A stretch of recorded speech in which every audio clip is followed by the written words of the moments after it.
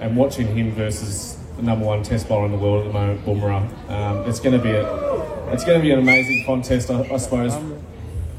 Watching our best, potentially of all time, take on their best of all time. I know there are a lot of people looking forward to that series against India. We're so lucky to have that as the Boxing Day test this year. Maxi, what are your predictions for that? Who will you have your eye on? Who needs to step up?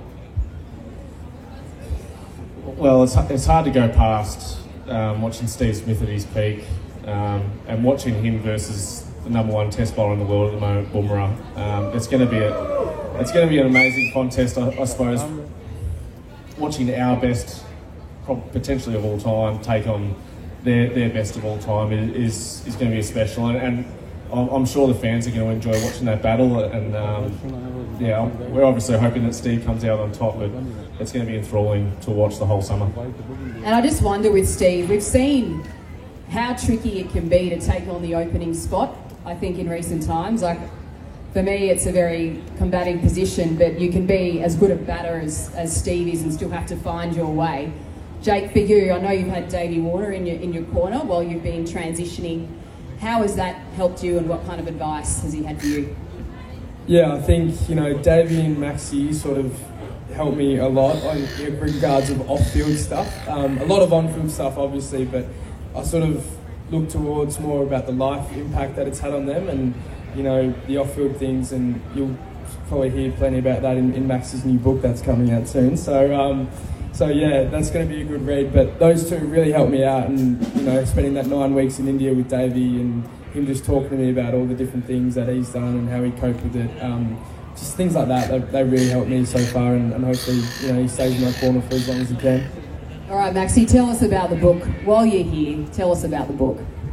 Yeah, so the book comes out end of this month, October 30. It's been a work in progress over a couple of years, and probably just sort of waiting for the right moment. And I think with the World Cup win last year, it sort of probably ticked off that final thing that we wanted to, I suppose, reflect on. And it's a good read for any cricket nuffy or anyone that sort of wants to understand what goes into the preparation, especially for a World Cup, and a bit of behind the scenes of what happened when I broke my leg, and the lead into how I was feeling, and probably all the mental anguish I probably went through over those 12 months.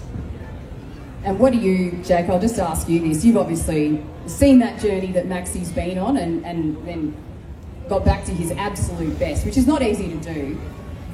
What was that like for you, seeing that type of journey?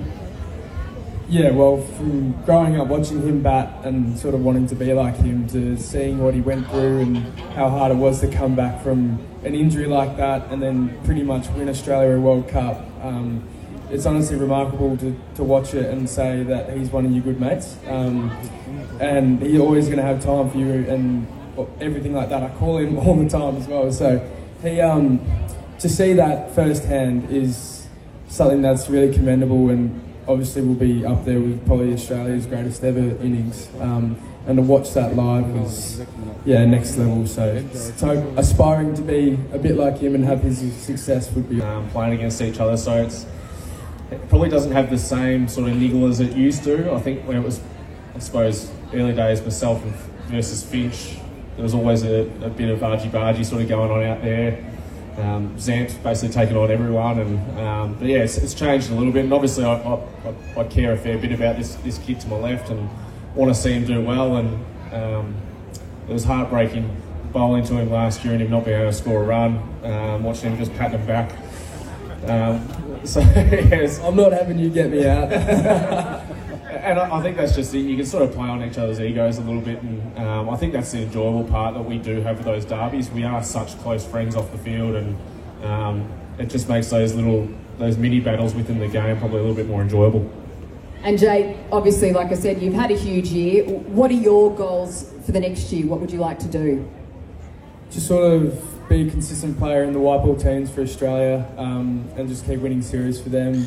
That's a great squad to be a part of, so as much as I can do that, that'd be awesome. And then sort of take Maxie's whatever he just said there and win a Big Bash title again would be awesome. He wasn't even listening. That's what I hear. You want to hear out the other. Yeah, well, you're talking about the stars, I don't really care. So, yeah, so probably win a Big Bash title as well, and hopefully watch Australia win a Border gavasker trophy as well. Would be awesome. Do you think about that baggy green at test level? Is that something that you see yourself working towards? Yeah, right now it's sort of the top of the priorities list. It's going to be a long road to get there, but yeah, hopefully just take my opportunities in the domestic Shield cricket and go from there. But yeah, right now it's very high on my priorities list.